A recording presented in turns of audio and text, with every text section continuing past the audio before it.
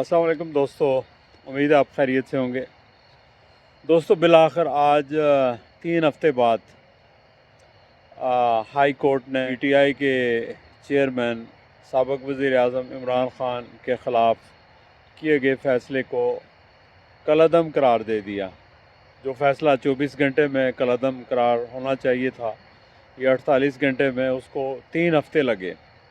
चूँकि ज़ाहिर है कि वो केस ही ऐसे ही झूठा था, उसके अंदर कुछ भी नहीं था।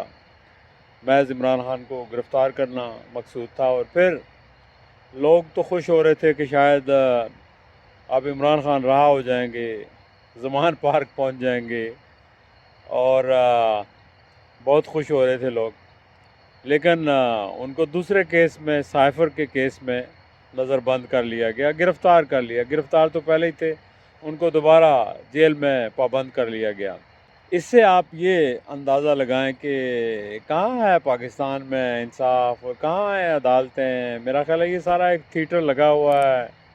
पहले दिन से ही आप देखें कि किसी एक शख्स के ख़िलाफ़ कोई 200 तक केस रजिस्टर्ड हो सकते हैं, यानी 180 या 200 केस रजिस्टर्ड हो गए, और सारे केसेस जो हैं वो फ्रीवलेस हैं, झूठे हैं, मतलब सियासी बुनियादों पर बनाए गए हैं। और उसका मकसद सिर्फ ये है कि इमरान ख़ान को जो है कंट्रोल करना है, उसकी सियासी पोजीशन को ख़त्म करना है, उसकी जमात को ख़त्म करना है। देखिए, ये सारा कुछ करने की क्या ज़रूरत है? इसका क्या फ़ायदा हुआ मुल्क को? तो 16 महीनों में जो हुकूमत चलती रही, उस हुकूमत ने क्या किया?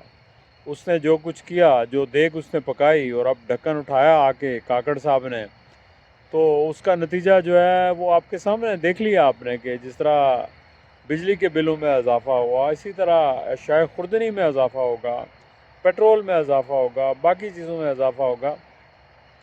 तो लोगों का तो जीना महाल हो गया है, लोगों के लिए सर्वाइव करना बहुत मुश्किल हो गया है। लेकिन अफसोस की बात यह है कि अभी भी जो लोग हुक्मरान हैं, जिनके पास ताकत है, जिनके पास इक़्तिदार है, उनको अभी भी समझ नहीं आ रही, और वो समझते हैं कि वो अपने स्क्रिप्ट के मुताबिक जो कुछ करते रहेंगे, उसकी वजह से पाकिस्तान के हालात ठीक हो जाएंगे।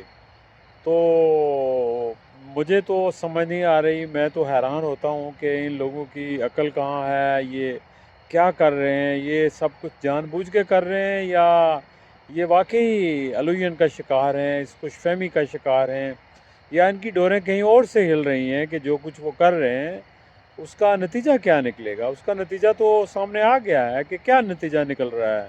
पाकिस्तान के लोग सड़कों पर हैं। ज़ाहिर है, जब उनके घरों के अंदर खाने को कुछ नहीं है तो वो घरों में रहकर क्या करेंगे। तो अभी भी मैं तो हमेशा यही कहता हूँ कि खुदा के लिए होश के नाखन लें, और आप जिन पॉलिसीज़ के ऊपर गामज़न हैं, वो पॉलिसीज़ मुल्क को तबाही की तरफ ले जा रही हैं। उन पॉलिसीज़ के नतीजे में कभी मुल्क के अंदर ना तो पॉलिटिकल स्टेबिलिटी आएगी, ना आपकी इकानमी बेहतर होगी, ना कोई इन्वेस्ट करेगा।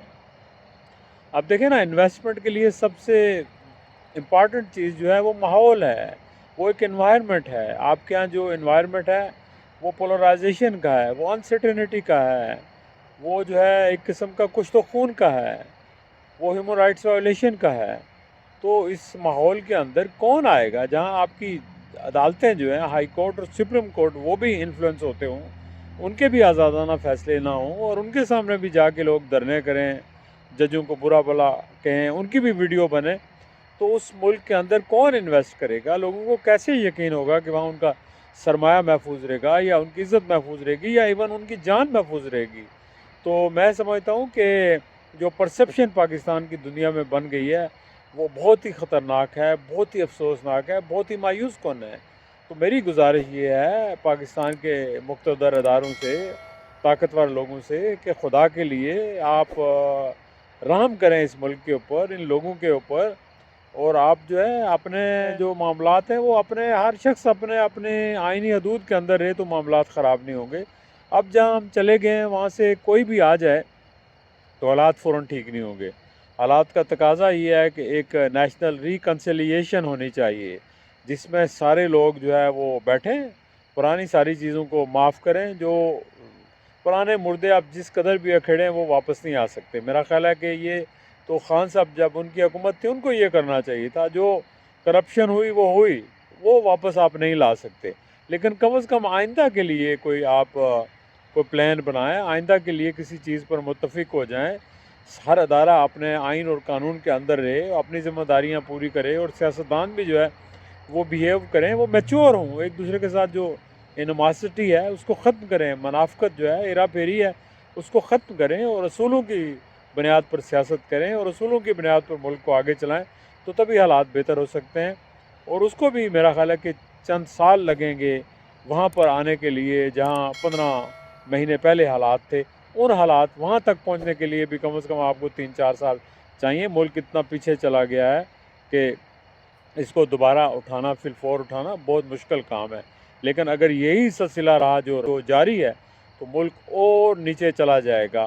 تو میں بار بار یہی کہتا ہوں کہ خدا کے لیے آپ اپنی پالیسی پر نظر ثانی کریں اور وہ کام کریں جو ملک کے مفاد میں ہو، اور عوام کو سنیں۔ وہ کہتے ہیں نا، آواز خلق کو نکارہ خدا سمجھو، جو عوام کی آواز ہے اس کو سنو، عوام کیا کہتے ہیں۔ یہ ذرا آپ غیر جانبدار طریقے سے، یا آپ خود بیس بدل کے جائیں عوام میں اور معلوم کریں کہ عوام کیا کہتے ہیں۔ اپنی جو ایجنسیز کی یا اپنے جو ماتحت لوگ ہیں ان کی رپورٹس پہ نہ جائیں، وہ تو وہی رپورٹ دیں گے جو آپ چاہتے ہیں کہ سب اچھا ہے، اور سب اچھا نے ہمیشہ مروایا ہے حکمرانوں کو۔ چلیں دوستو، اپنا خیال رکھیے گا، پھر انشاءاللہ آپ سے کسی اور موضوع کے حوالے سے گفتگو ہوگی۔ خدا حافظ۔